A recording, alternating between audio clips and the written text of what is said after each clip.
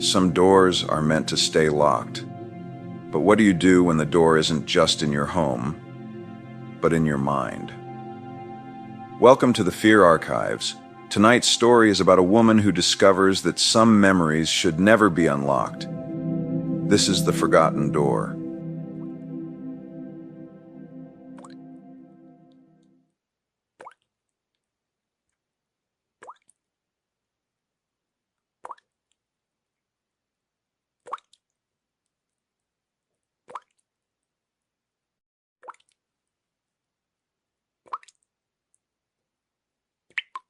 The sound of dripping water woke her. At first she thought it was rain. She blinked against the dim morning light, her head heavy from another restless night. She was in her new home, alone. No husband, no noisy neighbors. Just her, the quiet and the subtle ache of an unshakable loneliness. The house was old. She liked that. The creaking floorboards felt like they had stories to tell. The peeling wallpaper gave it character. But the door, she first noticed it on her second day. It was on the second-floor hallway wall, small and plain, tucked between two closets. At first glance, she assumed it led to a storage space, but when she tried the knob, it wouldn't budge. The door was locked, and there was no keyhole. Something about it unsettled her. She didn't remember seeing it in the house listing photos or during the tour. She ran her fingers along the frame. The paint was smooth, too smooth compared to the cracked, weathered walls surrounding it, almost as if it had been repainted recently. She shook the thought away. It wasn't unusual for old houses to have quirks, and yet she kept coming back to it. Standing in front of that small, unremarkable door, feeling its presence like a weight on her chest. That night, she dreamed of it. In the dream, the door was wide open. Beyond it was a narrow staircase, descending into darkness. She didn't want to go down, but she felt herself pulled forward, step by step. Her bare feet pressed against cold, damp stone. She heard something in the dark, a faint whisper, her name carried on the wind. She awoke in a sweat, the sheets twisted around her legs. For a moment, she lay still, catching her breath, until she noticed something strange. The hallway light was on. She didn't remember turning it on before bed. Her heart beat faster as she walked to the second floor. The air felt heavy, like a storm pressing down. And there it was, the door, closed, silent. She touched the knob. It was cold to the touch. Just a dream, she whispered to herself, retreating to her bedroom. But sleep didn't come again. The next morning, she stood in front of the door again. It felt ridiculous, but something gnawed at her. Why was it locked? And more importantly, why couldn't she stop thinking about it? She pressed her ear to the wood. Nothing, no sound, no creaking or shifting behind it. Just silence. She went to the hardware store that afternoon and bought a crowbar. When she returned home, she stood in front of the door for a long time, gripping the tool in her hands. Part of her knew she shouldn't do it, but another part, a deeper, hungrier part, needed to know. The crowbar wedged under the frame with a groan. She pressed down with all her weight.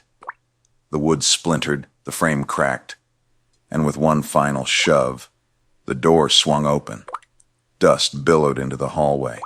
She coughed and stepped back, covering her face. When the dust settled, she peered inside. It wasn't what she expected. The door opened onto a narrow stone staircase that descended into the dark. The air smelled damp, like wet earth. She felt a draft brush her cheek, cold and stale. Her breath caught in her throat. How could this be here? She reached for her phone and turned on the flashlight. The pale beam of light cut through the shadows, revealing uneven stone steps descending further than she could see. Her curiosity won over her fear. She stepped inside. Her footfalls echoed softly as she made her way down. The stone walls pressed in close, claustrophobic. She told herself there was probably a cellar or basement that hadn't been listed, but deep down she knew that didn't make sense. At the bottom of the stairs, she reached a small landing. Her flashlight illuminated a large, ancient-looking door, carved from dark wood. Strange symbols were etched into its surface, swirling and intricate.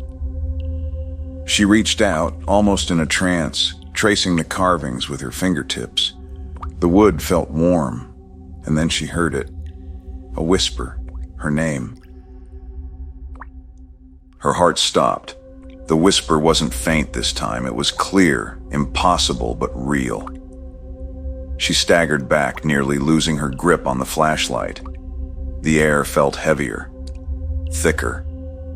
She turned to go back up the stairs, but before she could take a step, the door behind her slammed shut.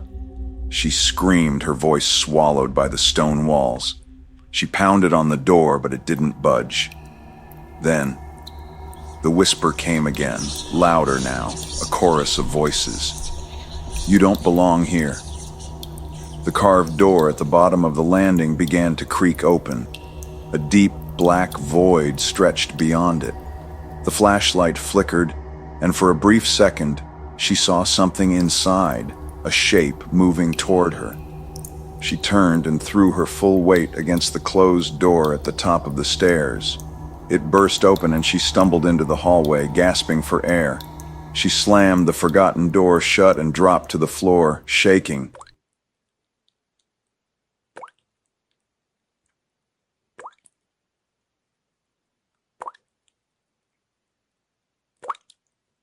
She called a contractor the next day. She told him the door needed to be sealed, bricked over, welded shut. She didn't care how. When he arrived, she led him upstairs to the second-floor hallway. But when she turned the corner, the door wasn't there. Just smooth, blank wall.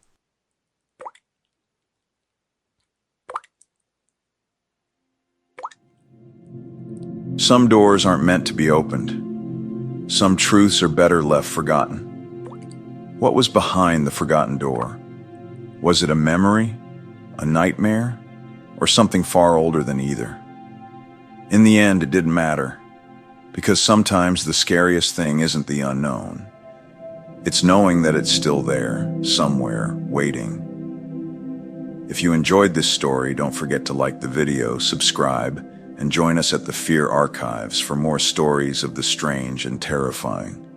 Until next time, stay curious, but be careful which doors you open.